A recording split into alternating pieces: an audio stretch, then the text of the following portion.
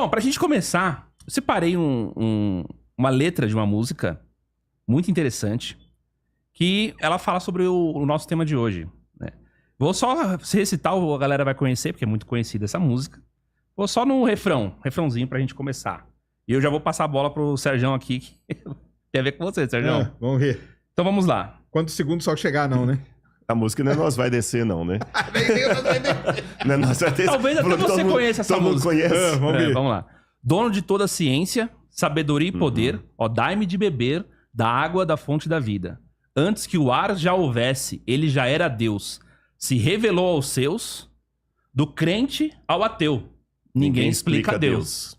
Vai. Conheço. Não conheço a música, não. De Linda, quem que é? linda. Não linda. conhece? Não. É Preto no Branco. Linda essa música. bom. Muito bonita. Então, Serjão. E uma poesia também muito bem colocada. Sim, Uma a métrica. letra realmente emocionante. Cara, uma coisa que eu sempre falo, né? Eu já falei até pro Rodrigo e tal, e falo pra todo mundo, cara. Muita gente tem uma visão meio errada de achar que as pessoas que são ligadas à ciência, a maior parte são ateus. E não são, cara. Entendeu? Mesmo porque você pega uma universidade, você tem que rezar muito pra sair, né? É verdade. Os caras não são. E eu dou esse exemplo em todo lugar que eu vou e falo, e ainda vou chamar ele tá prometendo vir. Meu orientador de mestrado e doutorado... Budista, né? Não é que ele é monge. Monge budista. Ele é monge budista, cara. E é um dos maiores pesquisadores da área. Entendeu? Então, assim, eu acho que é uma visão errada você pensar... Nem sei se tem uma pesquisa da quantidade de pessoas que não acreditam em Deus que tem dentro da universidade, mas eu acho que não é muito, cara. Entendeu? Porque, assim, tem que pensar também que o cara ele é pesquisador uma parte do dia. E uma parte da vida também. E ele tem uma vida anterior àquilo. Então... Se a pessoa, ela era... E grandes, vamos pegar padres, né? Contribuíram muito para a astronomia. A teoria do Big Bang, ela foi desenvolvida pelo Lamartre, que era padre. E por aí vai.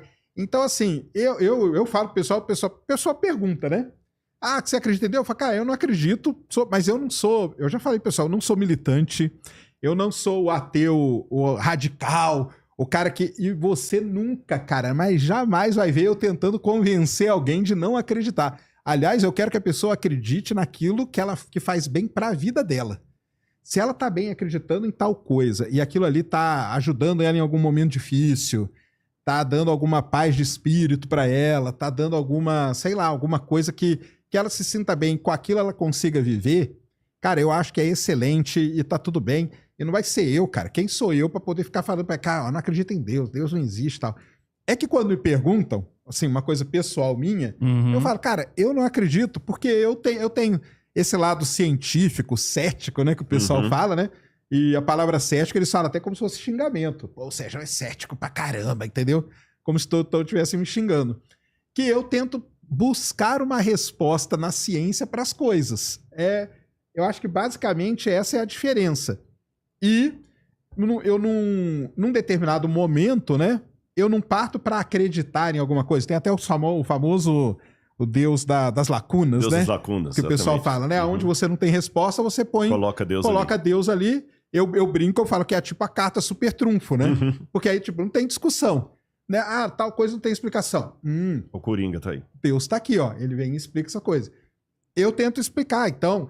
Desde até do nascimento do universo. Como que o universo nasceu? Existe uma visão, eu já falei isso 1000 vezes, cara, que é propagada totalmente errada. As pessoas acham que o universo a galáxia que ela existe hoje, ela existia pequenininha lá dentro de um pontinho. E não é isso, cara.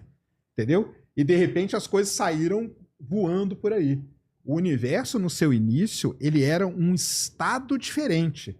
Ele era um estado extremamente quente e extremamente denso de matéria. Ao ponto que começaram a ter... Vamos falar pelo lado do científico aí, né? Talvez que tem várias dúvidas também. Começaram a ter flutuações quânticas e a partir dali ele teve uma expansão muito grande. E ele veio numa evolução. Entendeu? Então, as galáxias começaram num jeito, as primeiras estrelas, elas começaram a se aglomerar, formaram as primeiras galáxias e tal. Porque a visão que o pessoal às vezes faz do início do universo, quando a pessoa não sabe, dá a impressão que a nossa galáxia está aqui e ela existiu meio como era. Não sei se vocês sabem, mas antes da genética existir, o pessoal pensava que o bebê ele tinha uma mini orelhinha do pai e uma mini orelhinha da mãe. Um mini narizinho do pai e um mini narizinho da mãe. Sabia que era assim, que era o pensamento mesmo que tinha. E aí, na hora de nascer o bebê, era meio que escolhido. Falava assim, poxa, esse bebê é a cara do pai. Quer dizer que ele tinha o mini narizinho do pai, entendeu? Aí, quando veio a genética, o cara mostrou, o Mendel, depois os caras mostraram que não era isso e tal. No caso do universo, é a mesma coisa. O pessoal dá a impressão que, assim, a galáxia... E o Mendel era religioso também, só pra... Mendel também era, claro. A galáxia era pequenininha lá no... Não é, cara. Não existia a galáxia. Nem existia isso, entendeu? Então, é essa a visão. E voltando aí, cara, de novo, cara, eu não tenho problema. Cara, minha mãe eu falo que ela tem todas as religiões, mas ela é espírita, basicamente, entendeu? Meu orientador, monge budista, e eu brinco com o pessoal e falo, cara, eu sou o ateu mais católico que você vai encontrar. Casado na igreja católica, meus 2 filhos batizados na igreja católica, meus 2 filhos estudam em igreja católica, e eu já fiz 4 cursos de padrinho. Nossa. Toma essa aí, Meu viu? Deus do céu. Eu tenho 4 afilhados. Fiz 4 vezes curso de padrinho. Então, cara, como assim? É porque... Mas quando me perguntam, eu falo que eu não acredito porque eu tento buscar a resposta na ciência. Mas não é um negócio meu que eu vou brigar. Não, cara, pô, você não pode acreditar. Porque eu sei que tem os ateus, vamos dizer, militantes, né? Eu não sou desse Tá lado. certo, tá certo. Entendeu? Eu sou nessa linha aí. Eu pego o que o Sérgio falou e começando até da última parte dele, eu vou citar aqui o meu amigo Luiz Saião, porque ele falou que tem os xiitas e tem os xaatos, né? Isso aí. É isso mesmo, cara. E nos dois lados, antes até do Sérgio chegar, a gente estava conversando sobre isso. Tem uma apologética que eu não gosto de abraçar, que é uma apologética ufanista, dos dois lados, tá? Do religioso e do ateu. Isso. Camarada, assim, eu acho que é mais coerente dizer assim, olha, vamos supor que eu fosse especialista em paleontologia. E eu falo assim, olha, eu como paleontólogo, chego a essa conclusão. O João, como paleontólogo, ele chega a essa conclusão. Eu discordo da dele por causa disso. Eu prefiro esse modelo por causa disso. Beleza, tranquilo. Agora, quando o camarada fala assim, não, esse João é um ignorante, não ouça esse cara, não perca tempo, ele não sabe de nada de paleontologia. Não, ele não sabe de nada ou ele não concorda com o que você diz. E uma vez que foi com você mesmo que eu conversei, que o Sérgio usou uma expressão que eu tomei pra mim. São modelos de origem do universo. É isso, exatamente. Modelos, a palavra modelo, e no plural, modelos, né? E a única coisa que eu posso dizer é o seguinte, a história da ciência moderna do século XVI, ela começou com pessoas altamente religiosas. Talvez pouca gente sabe, uma das maiores mentes depois de Einstein, ou talvez até pareando com Einstein ali, foi Isaac Newton. Claro. E descobriram há alguns anos que Isaac Newton, tudo que ele escreveu de ciência representa 30% do que ele escreveu. 70% ele escreveu sobre a Bíblia. Isso mesmo. Inclusive, ele tinha um fascínio tremendo pelas profecias de Daniel, Apocalipse. E você pega Blaise Pascal, altamente religioso. Galileu, né, cara? Galileu Galilei, Louis Papa. Pasteur. E antes que alguém fale assim, mas porque eles viviam num universo mítico. Não vamos confundir. Nenhum desses acreditava em unicórnio, em mula sem cabeça, essas coisas. Mas eles tinham uma visão do transcendente. Isso apenas para provar o quê? Que ser um cientista e um religioso são coisas compatíveis. Claro. Porque se não fosse, a ciência teria que nascer num berço não de religiosos. Esse é um ponto. E o segundo ponto é que quando eu vejo pessoas como o Sérgio, não estou fazendo missa de corpo presente, já que ele falou do catolicismo aqui, mas assim, a única preocupação que eu tenho é que eu, enquanto religioso, não seja um argumento a mais para que pessoas como ele não acreditem em Deus. Você está entendendo o que eu quero dizer? Muitos religiosos ficam preocupados assim, que argumento eu vou dar para convencer o Sérgio? A minha preocupação vai no outro sentido. Como eu devo ser para não aumentar o ceticismo dele? Porque muitas vezes a minha vida é a única Bíblia que muita gente lê lá fora. Muita coisa que muita gente conhece da Igreja Adventista do Sétimo Dia é o Rodrigo, com quem ele conviveu ou conheceu. Então a minha preocupação é essa. Agora, no caso de conversar sobre Deus, as possibilidades, claro. Agora, só para fechar aqui, quando ele falou o início do universo, eu não posso discutir do ponto de vista da astrofísica, porque eu não sou, tá bom? Então eu sou apenas um admirador apaixonado. É igual assim, se me colocar uma rocha aqui, para mim pedra é a mesma coisa. Eu vou ofender ofender o geólogo. O geólogo lá, para mim tudo é pedra, né? E eu tenho até raiva de algumas quando eu tô no sítio arqueológico, né? Mas em compensação eu sei diferenciar uma cerâmica do período do ferro e uma cerâmica grega e uma cerâmica romana. que para alguém é só um pedaço de caco de telha, né?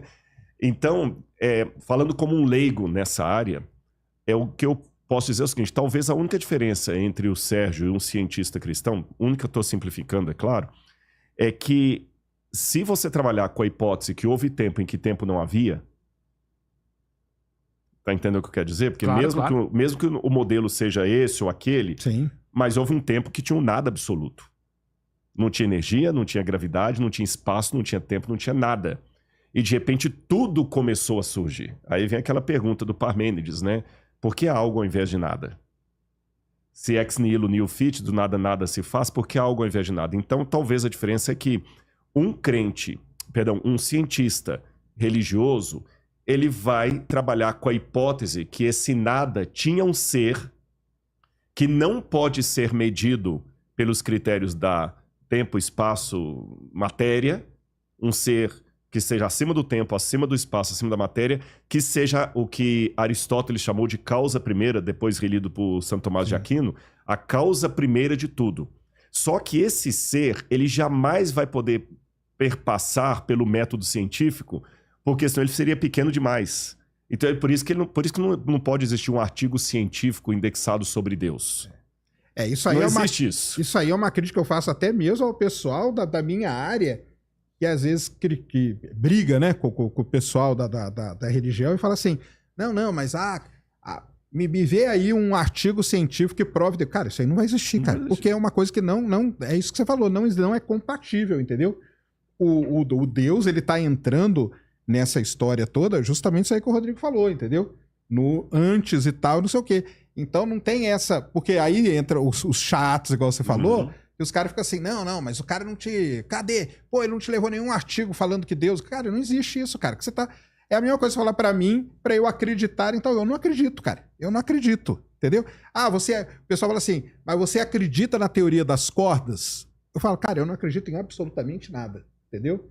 Eu vou lá e vamos ver, entendeu? Teoricamente tá legal, mas cadê a observação? Não tenho.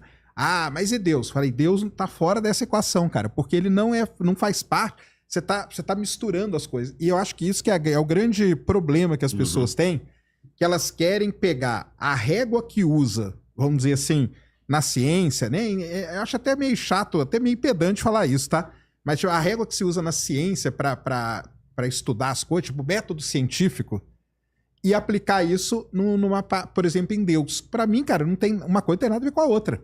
Igual eu falei, você pode muito bem acreditar em Deus, o meu orientador, budismo, cara. Budismo. Você sabe o que é o budismo? Não mate a formiga, porque a formiga pode ser um ser humano que tá ali. É isso, cara. Entendeu? É isso que eles acreditam. A fé deles é nessa linha aí.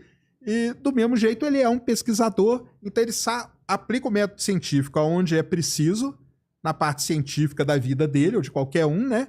E na outra parte, cara, parte religiosa, ou seja lá a parte mística, ou seja a parte do que for, você faz. Eu acho um erro dos dois lados, tanto do lado do cientista querer colocar e ficar assim, pô, Rodrigo, me dá aí, cara, você acredita em Deus? Cadê o seu artigo científico? Onde Deus, que tá mostrando que Deus dizia, não. Então, e do mesmo jeito, o contrário, entendeu? O religioso chegar pra mim e falar assim, não, mas você tem que acreditar que é desse jeito, porque foi assim, nasceu... Não, cara, mas aí a gente pode estudar. Então, se cada um souber usar as ferramentas no lugar certo, eu acho que não teria problema nenhum. O problema é que não é isso que acontece, né? Que a gente vê, né? E também, eu não sei por quê, cara, que tem essa... Sei lá o que é, cara. Porque igual eu falei, cara, eu não tenho, assim... Minha ambição é totalmente zero em tentar desprovar Deus pra você, ou pro Júnior, ou pra qualquer pessoa. Eu não tenho. Quem sou eu pra fazer isso? Por que as pessoas querem provar pra mim que Deus existe? Mas aí tem uma diferença. Eu vou colocar pro Sérgio. Aí nesse ponto nós temos uma diferença sem ser o chato.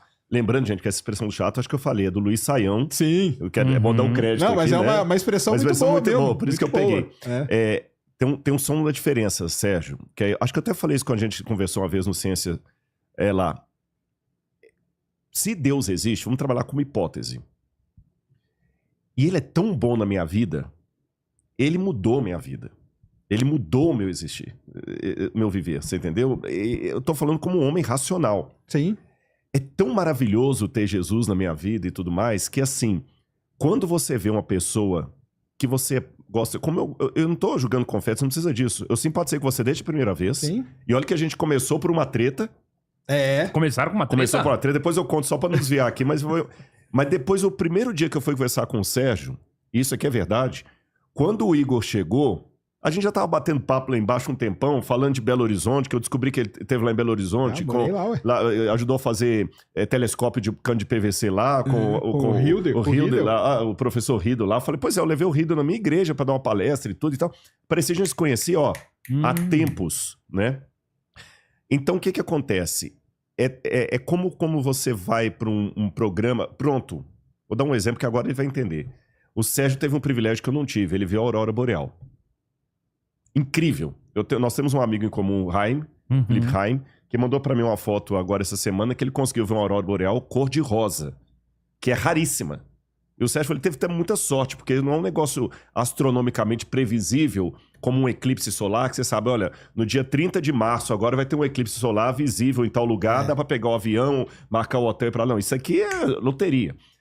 Então, quando você vê a vontade que alguém experimente aquela sensação é tão grande que o Sérgio, cara, você tem que ir um dia pra Islândia. Eu entendo. Você tem que ver. Você tem que ver. Você tem que ir lá. Eu queria tanto o Rodrigo aqui vendo, e quanto mais você aprecia a pessoa, mais você quer aquela experiência. Agora eu vou colocar algo exponencialmente maior do que ver a aurora boreal.